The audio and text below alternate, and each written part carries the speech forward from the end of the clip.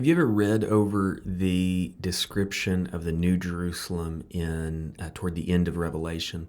I'm working on a book on Revelation, and I kind of nerded out on this size of this thing that it's talked about.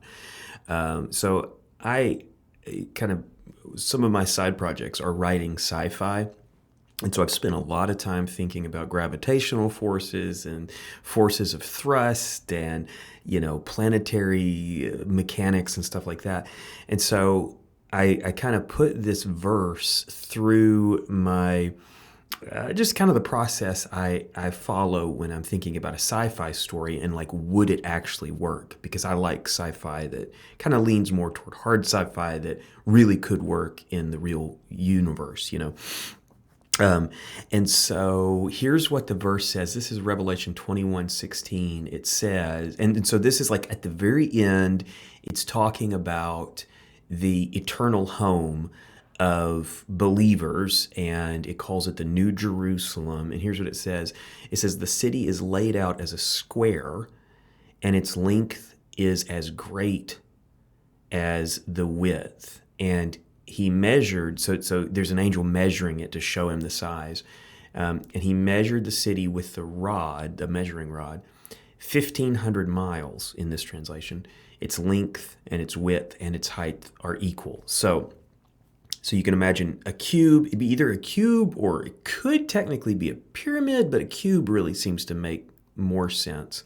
Okay, so you've got a cube, 1,500 miles. Now, when you're just reading your Bible, you can kind of just skip over that. But what I want to do is I want to read what I wrote to you. I don't know that this will actually make it into the final book because it's kind of just a total detour, But I just started thinking through this and I kind of got carried away, so I wanted to share it with you. The New Jerusalem is described as a massive city with its length, width, and height each measuring 1,500 miles. To put that into perspective, this is larger than most countries and covers an entire an area comparable to a majority of the United States. It is unlike anything ever seen in human history. No city has ever come close to one side of this structure, not to mention being stacked 1,500 miles high. So what I'm getting at there is it says it's a city. It doesn't just say that it's a country, where there's like wide open spaces. It calls it a city. So that seems significant. And it is huge. And and by the way, it's volumetric space. It's not just flat plane space like we're used to. We live on the surface of the planet.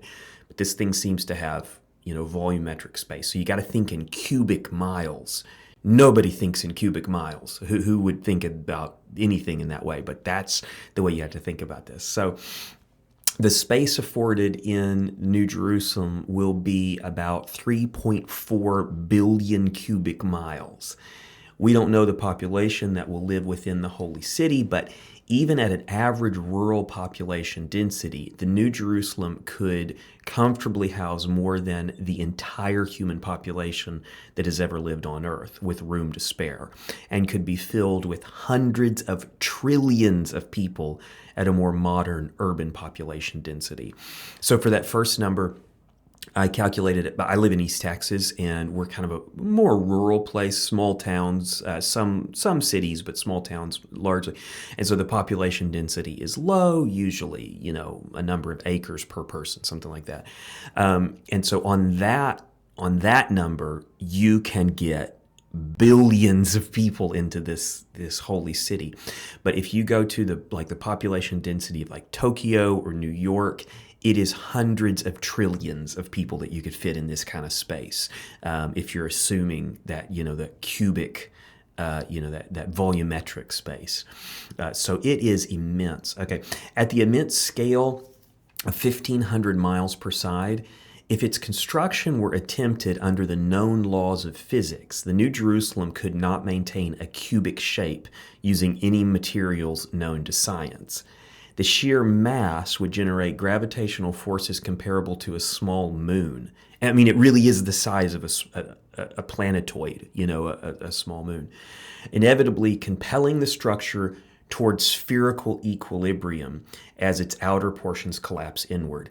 As far as we understand physics, that's why planets are spherical, is because gravity pulls everything towards a center point, you know. So this New Jerusalem is more than big enough for that to happen. We see much smaller spheroid structures in space than what we're seeing in this New Jerusalem. So it definitely would be compelled, I guess you could say, to be spheroid. It's trying to get spherical equilibrium. There are a few explanations for a stable square or possibly cube-shaped city of these dimensions, but all of them would have to be supernatural, you know. So like there's explanations for these things, but like there's no explanation based on current laws of physics. We don't have any materials that can do this, not even carbon nanotubes or any kind of thing that we're aware of. No structure can stand up to this kind of these kind of forces. Even more astounding, the city's height also measures 1,500 miles. Okay, so if it's cube, its height 1,500 miles. While it may not be a perfect cube, we don't know. Like I said earlier, it could be pyramid. Who knows? It's unimaginable scale, and just for some reference, our atmosphere extends. I think our base atmosphere extends 62 miles, and then the the thermosphere, I think, is 300 and something miles up. And then the exosphere kind of continues really, really thin for a few thousand miles. So, but that's considered outer space for, astronauts or whatever. So this New Jerusalem would, if it were on the Earth today, I mean, it would ruin the Earth if it sat on the Earth today. It would ruin the tides. It would pull the moon out of orbit probably. But if it sat on the Earth today, it would extend into outer space by a very large margin. Our atmosphere would be kind of just like down, less than a third of it.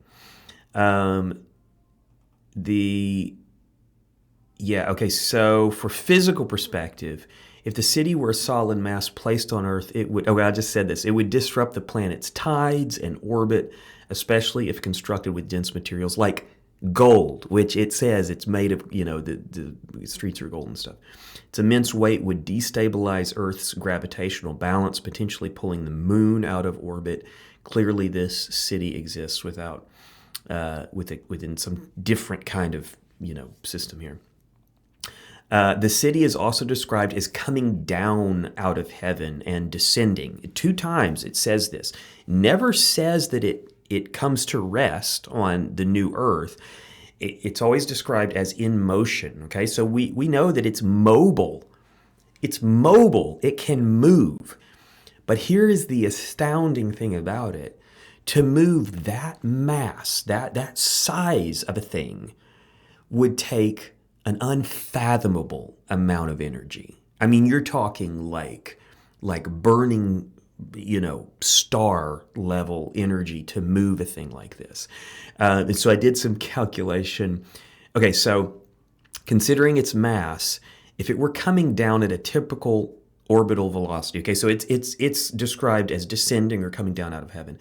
If it were coming down at a typical orbital velocity, the retro-thrust is like, if you've seen it, like a SpaceX launch, the rocket comes back down, the first stage of the rocket comes back down, and it's burning in reverse. It's shooting its thrusters in reverse. That's a retro rocket, kind of a reverse rocket, and that's to slow down its motion toward the planet. Because if it doesn't, it's going to smash into the Earth. So if it were coming down at a typical orbital velocity, the retro-thrust required to halt such a mass, to prevent it from colliding with the planet the size of Earth, would require more energy than could be produced by a nuclear arsenal 1 trillion times greater than the one the human race has so far manufactured. Just slowing this city down would be enough energy to destroy the planet. Okay, so it's descending. It's coming down out of the heavens. It's coming down. It's descending, and for it to slow down under our current our current understandings of thrust and physics, it'd blow the Earth up just on its its insertion burn. It would completely incinerate the Earth and kill everything, and probably knock the Earth out of its orbit. I mean, the forces here that would be required to do just what it's saying it is going to do in these few verses they're unimaginable. Now, some have noticed this and they just take a non-literal approach to this, say, oh, it must be figurative. I don't, though. I take it literally. I mean, I think this is literally going to be the home of believers into forever. And so you might say, well, what's the point? I mean, like, why have all this stuff that just is physically impossible as far as we know? Our best science, our best engineering would say, no, that's impossible. Well, here's what I think. Here's what I wrote as the possible kind of, maybe one of the points. Not the only point, but one of the points. Maybe the point is that this city is impossible without God's divine intervention. Its shape, its size, its materials, its location and structure, they shouldn't work. It shouldn't work within the laws of physics. If the laws of physics are still the same in the new creation, and by the way, they may not be, they could all be changed. But if the laws of physics are still going to be the same in the new creation, and they might be, it would be a continual reminder that God is powerful and presently working to hold together his creation, including the New Jerusalem. The mere shape, size, and structure of the city are miraculous. They just have to be miraculous. It has to be a miracle. That's a miracle if the laws of physics and material sciences are going to be the same in that new cosmos. So it's awesome to think that we, if you're a believer, that we will live in a miracle city forever. It's pretty cool.